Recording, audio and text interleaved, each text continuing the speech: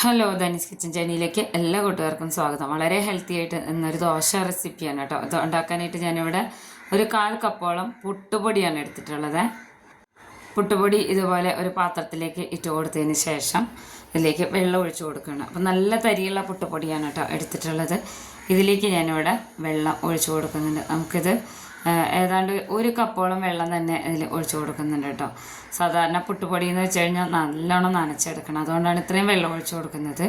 അപ്പോൾ ഇതൊരു 2-3 മിനിറ്റിന് ശേഷം ഇതിലെ വെള്ളമൊക്കെ ഈ പൊടി വലിച്ചെടുത്തിട്ടുണ്ട് കേട്ടോ. നല്ല ഇങ്ങനെ കട്ടിയായി വന്നിട്ടുണ്ട്. അതിനോടൊപ്പം തന്നെ ഈ പുട്ടുപൊടിയുടെ തരിയൊക്കെ ഇല്ലേ, നല്ല സോഫ്റ്റ് ആയിട്ടാണ് ഇരിക്കുന്നത് കേട്ടോ. ഇതുപോലെയാണ് വേണ്ടത്. അപ്പോൾ ഇനി റാഗി ദോശ ഉണ്ടാക്കുമ്പോൾ ഈ ഒരു രീതിയിൽ ഉണ്ടാക്കിയെടുത്താൽ മതി. ഞാൻ ഇനി ഒരു മിക്സിയുടെ ജാറിലേക്ക് 1 കപ്പ് റാഗിപ്പൊടി ചേർത്ത് കൊടുക്കാൻ കേട്ടോ. ഇത് നമ്മൾ വീട്ടിൽ തന്നെ ഉണക്കി പൊടിച്ചെടുത്തതാണ്, നല്ല ഫ്രഷ് റാഗിപ്പൊടിയാണ്. ഇതിലേക്ക് തേങ്ങ ചേർത്ത് കൊടുക്കുകയാണ്. തേങ്ങ 1 കപ്പ് തന്നെ അളന്നെടുത്തിട്ടുണ്ട്. ഇനി നമ്മളിതിൽ ചേർത്ത് കൊടുക്കുന്നത് നേരത്തെ നമ്മൾ വെള്ളം ഒഴിച്ച് കുതിർത്തി വെച്ചിട്ടുണ്ടായിരുന്ന പുട്ടുപൊടിയാണ് കേട്ടോ.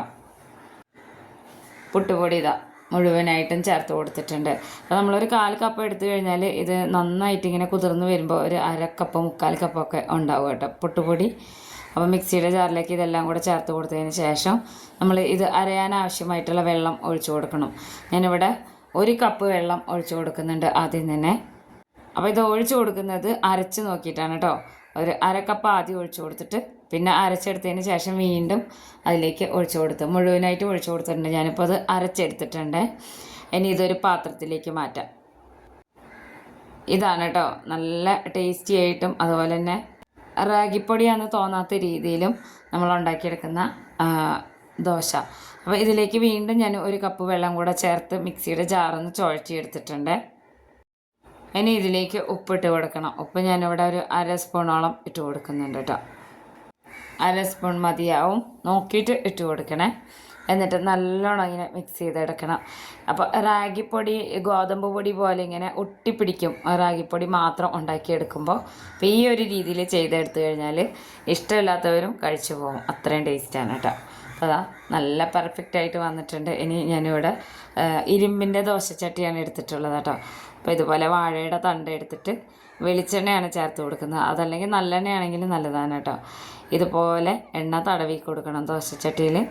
എന്നിട്ട് നമുക്ക് ദോശ ഉണ്ടാക്കുമ്പോഴാണ് ഈ ഒരു രീതിയിൽ ദോശ കിട്ടുന്നത് കേട്ടോ. നല്ല ചൂടായി കിടക്കുന്നുണ്ട് ചട്ടി. അപ്പോൾ ഒഴിച്ചു കൊടുക്കുമ്പോൾ ഈ ഒരു രീതിയിലാണ് വരിക. ഇങ്ങനെ ഹോളായിട്ട് ഇങ്ങനെ വരില്ലേ, അരിപ്പൊടി മാത്രം അതുപോലെ തന്നെ റാഗിപ്പൊടി മാത്രം ചേർത്ത് കൊടുക്കുമ്പോൾ ഇതുപോലെ കിട്ടില്ല കേട്ടോ. അപ്പോൾ ഇതുപോലെ ചെറിയ ചെറിയ ഇങ്ങനെ ഹോളായിട്ട് കാണുന്നതൊക്കെ ഇങ്ങനെ ഫില്ലാക്കി വെച്ചിട്ടുണ്ട്.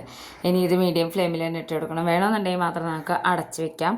അപ്പോൾ നന്നായിട്ട് ആയി വന്നിട്ടുണ്ട് കേട്ടോ നമ്മുടെ റാഗി അരിപ്പൊടി ദോശ.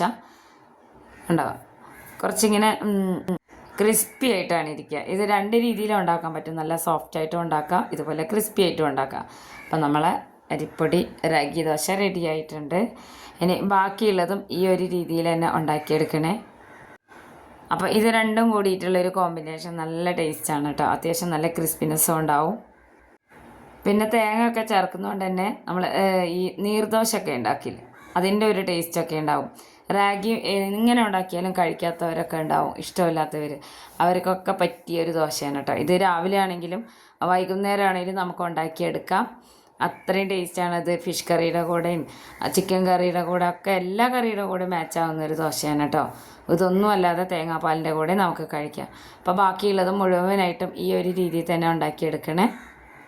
ചൂട് മാത്രം ഒന്ന് നോക്കിയാൽ മതി. ഇത് അടച്ച് വെക്കാതെ തന്നെ ഇത് ഈ ഒരു രീതിയിൽ വെന്ത് വരും കേട്ടോ.